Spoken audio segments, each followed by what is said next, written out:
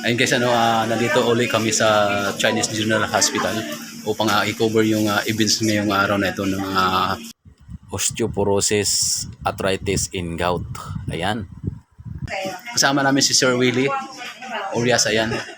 Documentary vlogger din guys. At ang aming presidente na si Sir Daniel Espidjamyo. Ayan. Alright. So, ating antabayanan maya-maya lamang guys.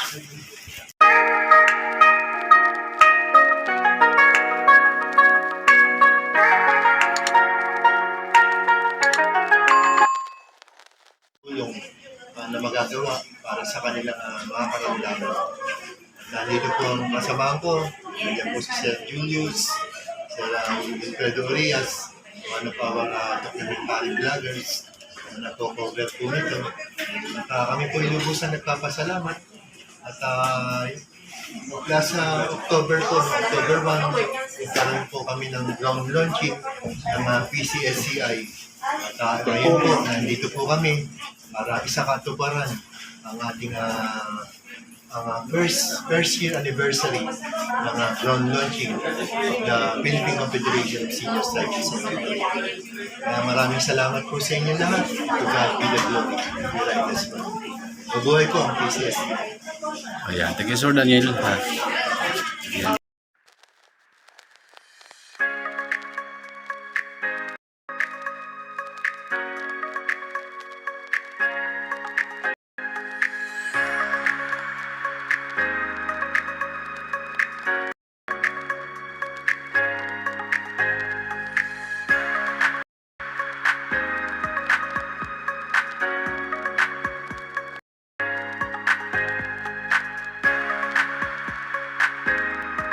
So, ito ang core management para na hindi gamutan. So, number 1, kailangan alam ng pasyente kung ano ba yung sakit niya.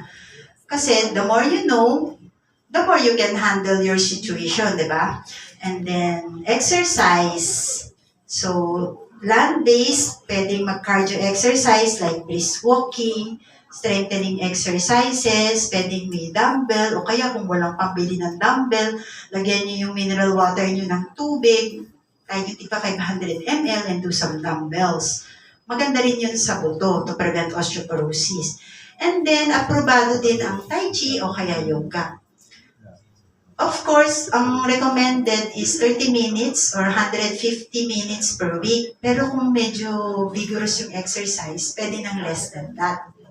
And then weight management also. Kasi nga, na-mention ko kanina, kung medyo mabigat ang pangangatawan, ang tuhod ay mahihirapan. So, ang sabi sa studies, mga 5% lang daw ng weight loss through diet and exercise, mababawasan yung kirot. Pero mas malaki yung effect kung 10% ang weight loss mo. So, for example, 80 kilograms ka, so, 8 kilograms yung target mo in 3 months. Hindi rin naman dapat na mabilis ang weight loss, no? So, pag umayat, mababawasan din ang kirot, mangangalahati siya. So, ito po pala yung mga pwede nyong i-exercise for knee osteoarthritis. Sige po, picturean nyo po. So, kung wala namang sa bahay lang po itong, kailangan nyo lang upuan, no? So, gagawin nyo po ito, siguro mga 10 times, tapos 3 cycles. Gagawin nyo everyday para lumakas yung mga muscles.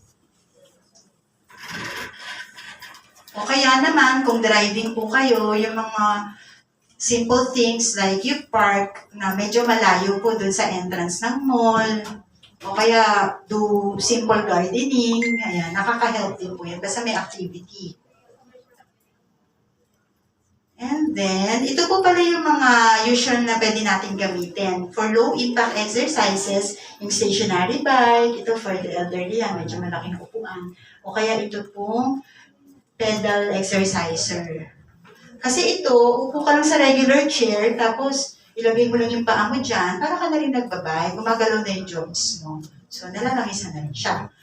And the other thing is also, you can use yung cane kung medyo masakit po yung tuhod. Pero tatandaan nyo na ang tungkod, ilalagay nyo sa mas maayos na tuhod ninyo. So, kung ang apektado sa inyo, yung right, mas maayos yung left, sa left ang dapat ang tuhod. ang posisyon dapat ng elbow nasa 20 degrees lang. Hindi po pwedeng masyadong mataas o kaya masyadong mababa kasi makukuba ka. Tapos usually yung location niya dito lang sa may balakang. Ang paglalakad naman ay sabay. For example, nandito yung cane ko, no? Kasi ito yung mas maayos. Halimbawa, masakit yung right ko. So maglalakad kayo, ganito.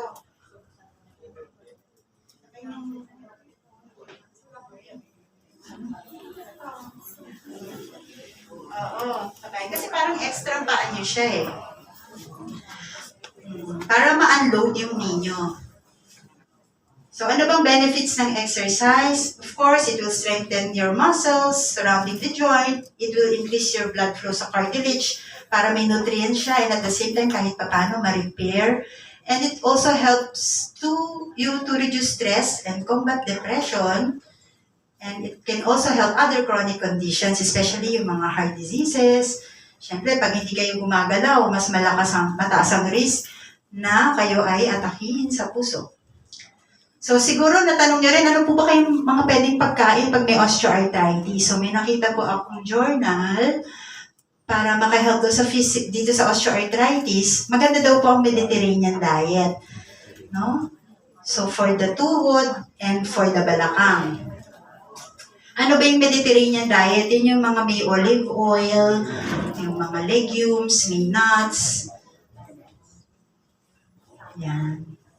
Meron siyang role for the delay in your osteoarthritis progression.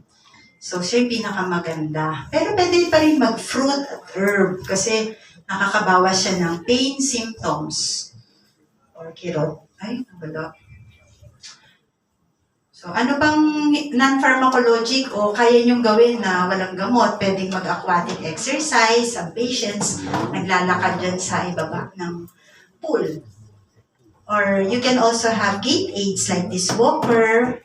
So yung walker, usually pag hirap maglakad yung pasyente at may problem sa balance. Pag wala naman, pwede ng cane.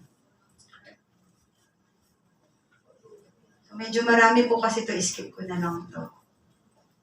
So ano naman yung mga pharmacologic management, yung mga gamot na pwedeng inumin. Yung number 1 na recommended is yung topical o yung pinapahid po.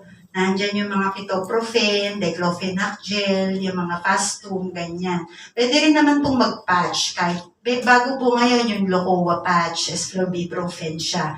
Kasi mas less yung side effect niya pag topical siya. Kaya lang, hindi naman siya masyadong effective kung medyo masakit ang tuhod mo.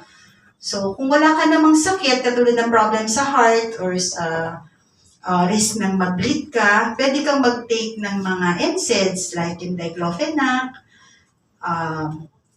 Pero kung meron kang problem sa sikmura o sinisikmura ka, mas safe gamitin yung mga COX-2 inhibitors katulad ng celecoxib, etoricoxib. Sometimes, pwede rin mag-inject po ng steroids sa tuhod kung merong acute pain at hindi po kayo makakilos. Pero yung mga yan ay temporary lang para matulungan kayo na makapag-exercise kayo. Kasi kung nagpa-inject kayo ng steroid, hindi rin naman kayo nag-exercise, mabilis din naman nalalala yung osteoarthritis pa rin. Tapos, kung meron naman kayong depression na kasama, part ng osteoarthritis, pwede rin pong magbigay nitong duloxetine. Or sometimes pregabalin para masarap ang tulog. So, ito po yung mga usual na ini-inject, no? Pero hindi naman, kumbaga, strong recommendation. Sa ibang pasyente, pwedeng umepekto. Sa iba, pwedeng hindi masyado. So, ito yung wala.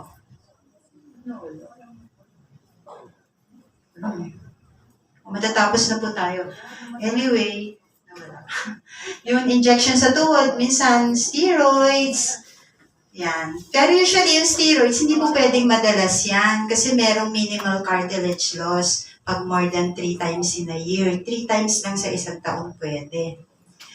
Pero sa ibang pasyente, ang effect niya, pwedeng tumagal ng more than 1 year, depende dun sa kondisyon ng tuhod at saka mga pain tolerance na rin ng pasyente, ganyan. Magdadagdag lang. Tapos Optivis po or yung hyaluronic acid, sometimes pwede rin namang i-inject. Sa iba, maganda yung effect niya. Sa iba, medyo walang masyado. Or kung narinig nyo rin po itong platelet-rich plasma, dito kukuhaan kayo ng dugo, sarili ng dugo, mga 15 ml. Tapos mag-undergo siya ng centrifuge siya para mahiwalay yung platelet-rich plasma. Tapos yun po yung i-inject. Supposedly, may mga growth factors daw yun para ma-repair yung ating injury sa dugo. Minsan, nagamit din siya ng mga sikat na sports celebrities natin, katulad ni na Kobe Bryant. Pero yun, tapos... So for the key points, osteoarthritis is the most common form of arthritis. It is more than a degenerative disease o hindi lang siya pang matanda, no? Because it can also affect the younger population. Weight management or pagbawas ng timbang at exercise or mobility, yun ang pinaka-sentro ng intervention sa osteoarthritis. So tatandaan, kahit medyo masakit, kailangan kumilos. No? Motion is motion. And ang goal ng management sa osteoarthritis is para mabawasan ang kirot, makapag-function ng pasyente, madelay ang joint damage, at ang quality of life ay ma-preserve. Siyempre, pag masakit ang tuhod nyo, depressed din kayo, di ba?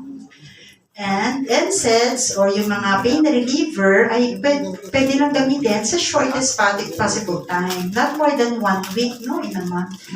And to primarily help lang na makapag-exercise yung patient. So, thank you po for listening and for consultation, pwede niyo po akong puntahan. Salamat po.